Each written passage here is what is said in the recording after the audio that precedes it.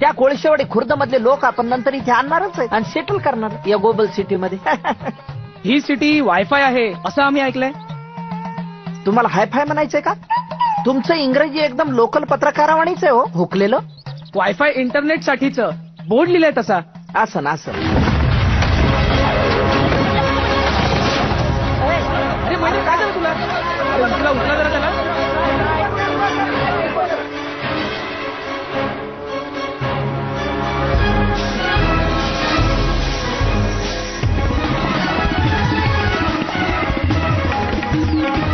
नमस्कार. आज रात्रीचा प्रश्न या कार्यक्रमामध्ये आपलं स्वागत. आज आपल्या सोबत आहेत सिटी घोटाळ्याचे सूत्रधार आमदार नारायण वाघ नमस्कार.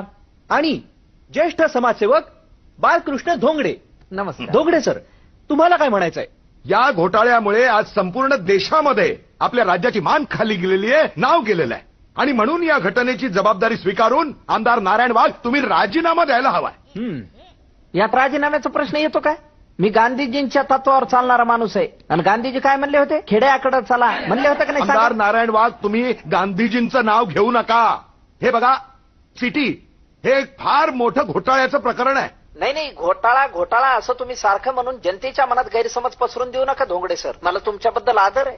कसं आहे की देशामध्ये हजारो कोटींचे घोटाळे होतात, त्याबद्दल कधी कुठे बॉम्बाबॉम्ब होताना दिसत नाही. आणि मी